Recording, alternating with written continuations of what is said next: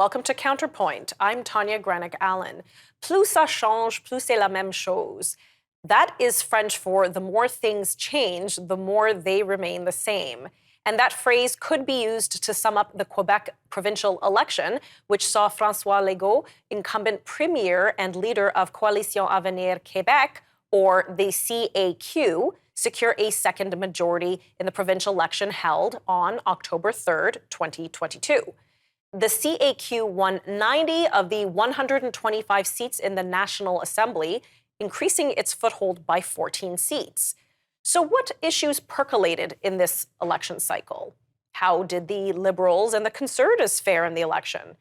What can we expect out of this government going forward? Well, joining me now is Richard Decarie, former Chief of Staff to a Quebec Premier and President of ConservativeUnion.ca and a business consultant. Richard, thank you so much for joining me today to help unpack what happened in the Quebec election and what we can anticipate going forward. Lots to chat about. Thank you for having me. Okay, so let's start with the first thing. Was the Legault surprise, the second majority, was it a surprise for you? No, not at all. I had predicted 95 seats, so 90 was pretty close to what expected. Okay, so it seemed across the board that he was going to have a solid foothold. There were no diminishments on any of his issues. In fact, he didn't finalize most of his engagement in the first election. So predictions, I would say, and because of mainly, even though it happened that way, they still voted for him because of the way he managed the COVID crisis. It's mainly what happens, the same thing that happens in Ontario with the election of the Ford government, even though they were acting towards the population in a very harsh way. And a lot of people were upset about it, but not enough, apparently.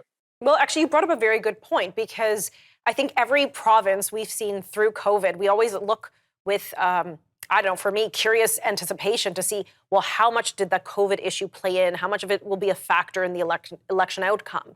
So this is Quebec's first kick at the can since COVID to do a litmus to see where the people stand, to take a poll, if you will, in the best way with an election. So you're right to comment, though, that Quebec, in my opinion, had very harsh restrictions, some of the harshest we've seen. A lot of police in people's homes, a lot of things going on there. The curfew, obviously, was a very big thing. We saw protests in Quebec. That didn't seem to reflect in the polls when the election ballots were counted. And that's the surprise for most people who were upset about the situation. They thought that new Conservative Party, that is in fact a Libertarian Party, would be there to support them. And I told them that they would be very deceived at the election poll, because most people will vote for stability. They will acknowledge the fact that, it wasn't easy, but we've been over it. We got over it. And thanks for that government who was very strong, because we have to understand that there's no democracy for the past almost 3 years. Governance by decree happened in March 2020, and it's still operative until next December 31st. So for most people, it was that's enough to kick out this government. And I told them not only they won't be kicked out of their majority government, but they will increase their majority, and that's exactly what happened. Wow. So I guess some people have a penchant for maybe a bit more of a controlling government and across the country, not just in Quebec. Exactly. Okay. And it's part of the game in the sense that they are pushing the envelope very harshly. And because of that, people think, okay, that will be a good way to react, a good reason to react. But we've assessed about 10% of the population that was against the measures. And because of that, we've seen in the results of the election, there was about 500,000 people who voted against the government. And that's not enough to make a major difference, not even to have an elected MP that represented them. No, it's definitely not enough, but it is, it could be the amount that the Liberal Party received in Quebec, and they won 21 seats with that many votes. But you're right, if it's sprinkled throughout, in a first past the post system, it doesn't matter how many people voted in terms of a popular vote. You have to get past that first post. So clearly in none of the the jurisdictions that was the case. I want to unpack a lot more of the issues that we've seen in the last 4 years in the province of Quebec and if they factored into this election right when we come back from this break.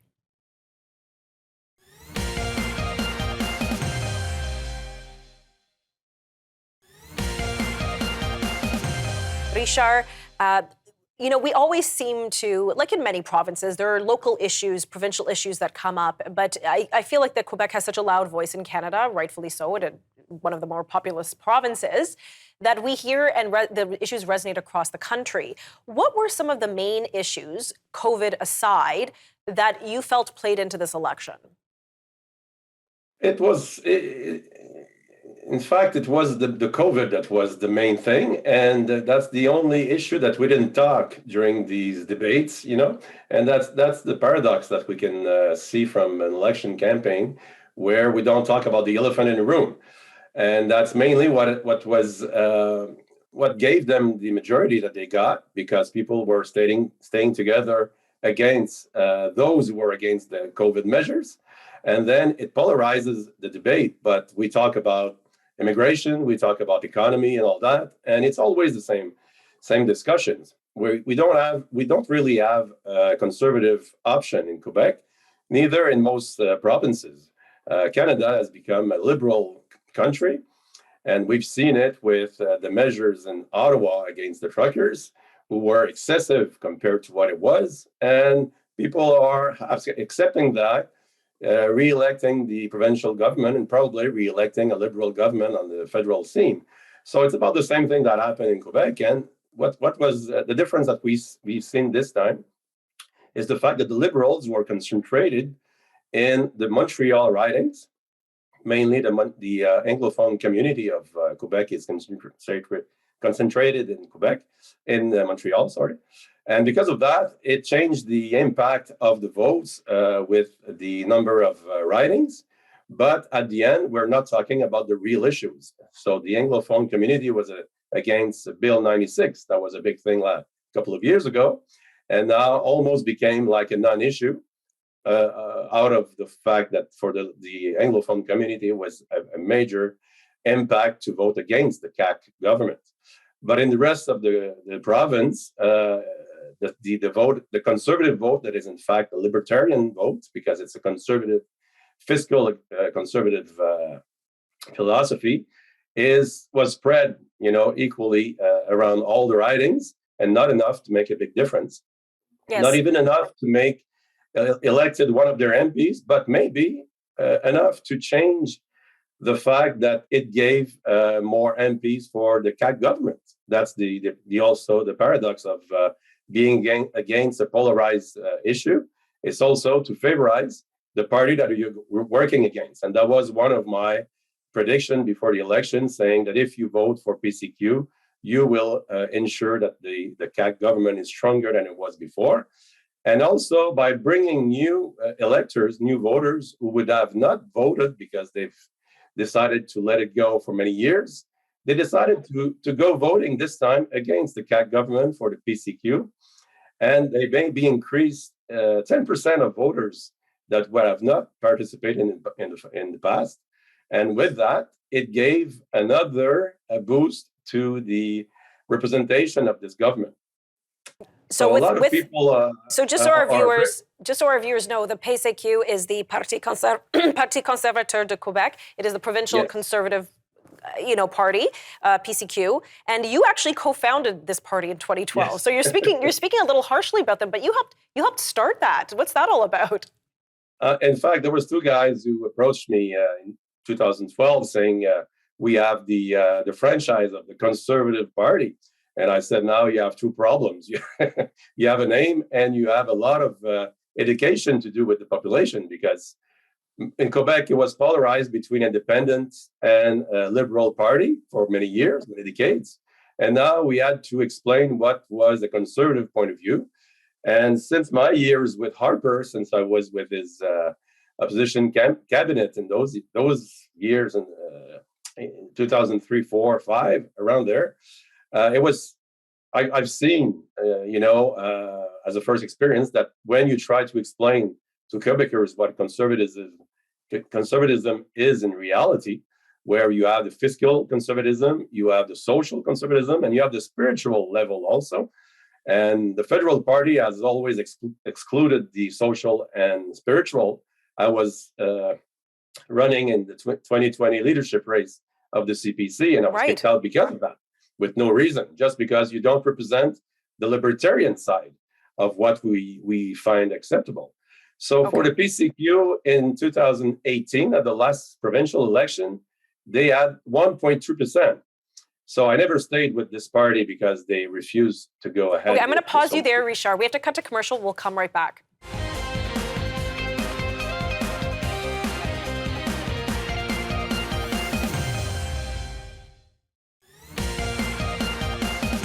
Welcome back. I'm joined by Richard Decarie, former Chief of Staff to Quebec Premier and the head of ConservativeUnion.ca, to help unpack the Quebec provincial election results. Richard, just before we went to commercial break, we were discussing the Parti conservateur de Québec, the PCQ, and how they have seen their increase from the 2018 election of 1.5% to they shot up to 13%.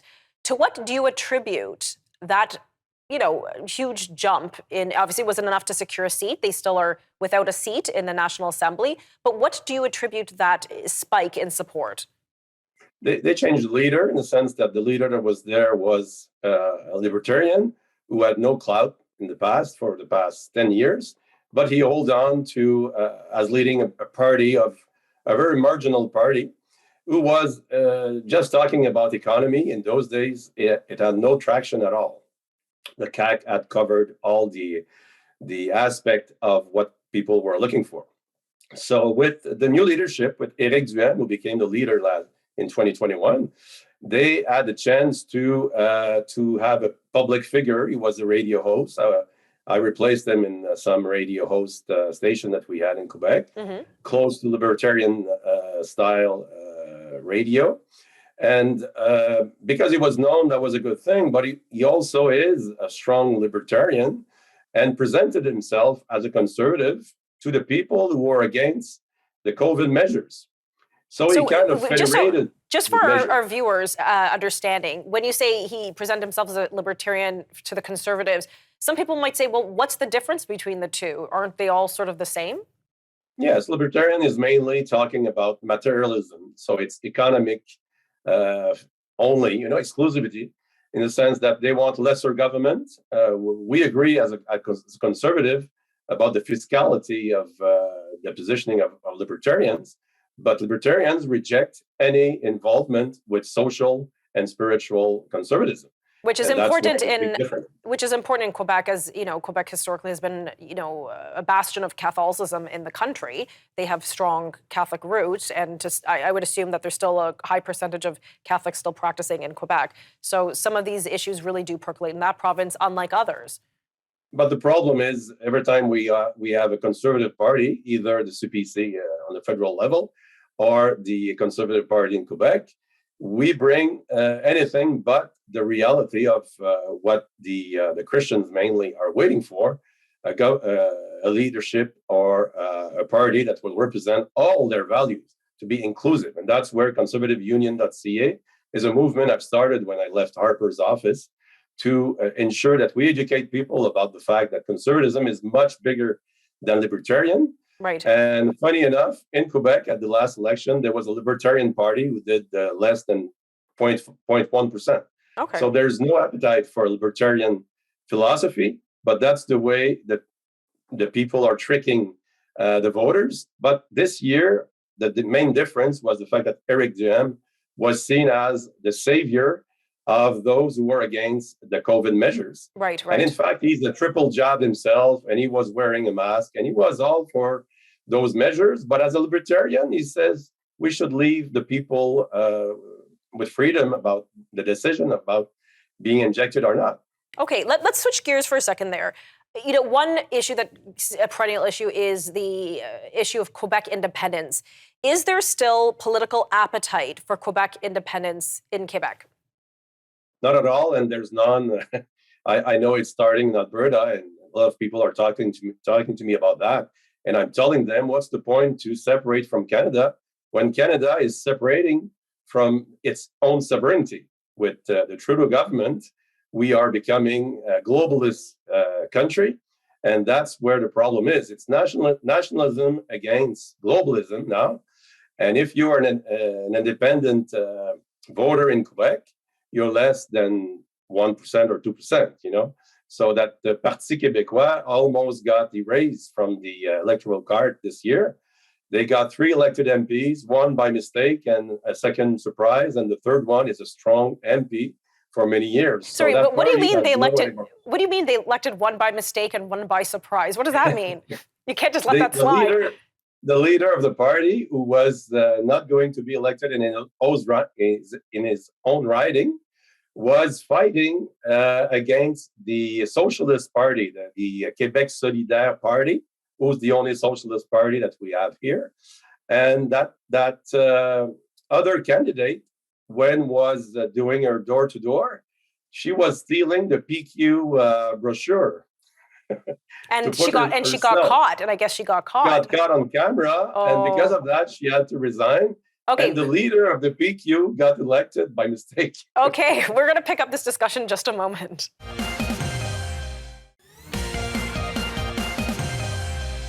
Welcome back. We're wrapping up our discussion on the results and analysis of the recent Quebec provincial election held October 3rd, 2022. And joining me again is Richard Decarie. Richard, Quebec, like many provinces in Canada, there is a urban and rural divide. And you have, the Montreal bastion, perhaps the Quebec City bastion, but then there's like the eastern townships and the rural communities around.